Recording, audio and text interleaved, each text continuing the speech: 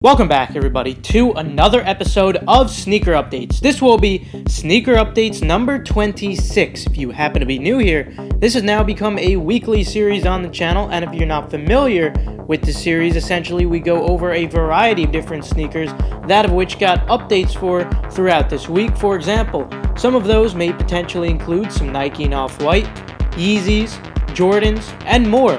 But with that short little intro out of the way, why don't we jump right into the first update? Like usually, we're actually going to be kicking it off with some Nike and Off-White, and unlike last week, we actually have quite a bit of updates for Nike and Off-White. First of all, the official Off-White Instagram account reposted a picture of blue Off-White Air vapormaxes. Now, unfortunately, they deleted this quickly after posting, so this could mean that it was a mistake, but also it could have been a publicity stunt. Obviously, we can't confirm this, but I just felt it was definitely worth noting. Regardless, we already know that Virgil is making new Off-White and Nike shoes that aren't from the 10, for example, the women's track and field and the blue Off-White Air Force Ones. And hopefully, if you're close to Chicago, you already bought tickets to the event at the Museum of Contemporary Art. I believe they opened up in early December. Furthermore, we got an on-foot look at the new Off-White Blazers. Now, unfortunately, this release is not confirmed. Of course, I'll keep you guys 100% updated on everything. Feel free to subscribe and turn on post notifications if you happen to be new, just to stay up to date on all this. But the good news is we're still going to be seeing much more collabs. Moving on, it also looks like in order to get more people to download their app, they are restocking exclusive products, which will likely include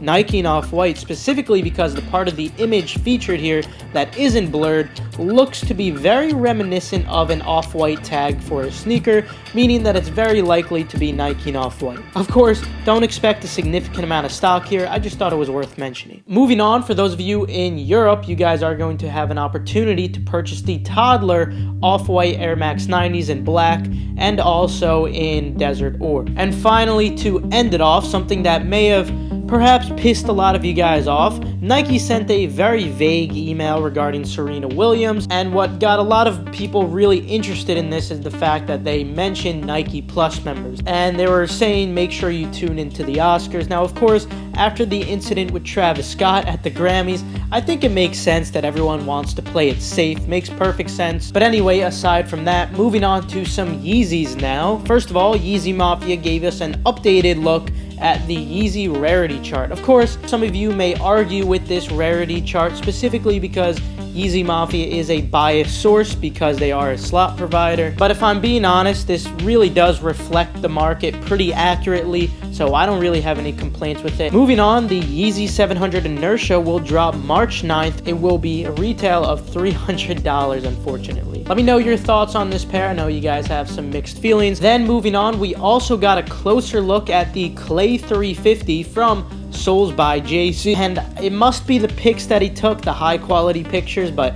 these actually look really interesting and really cool. I'm excited to get a personal pair for these for sure, so shout out to him for taking the photos. Of course, he made them look fantastic here. But anyway, with Yeezys out of the way, why don't we move on to some Jordan. Kicking it off, the DB6s were one of the DBs that dropped for the 15th anniversary. Of course, there's still loads more of Dornbeckers that have not dropped, so for that reason, I would like to mention that it's 100% possible that we still have yet to see some other releases. Of course, again, nothing's confirmed, but you'll likely see it loaded up on sneakers, and I'll tweet it out as soon as it loads up. My Twitter is KeithAdam10 if you're interested, but you don't have to follow me, it's whatever. You could just periodically check on it. But anyway, moving on to other Jordans, the Jordan 1 Chicago Low will be dropping March 1st. Moving on, we also got to see Spike Lee wear his gifted Jordan 1 JTHs.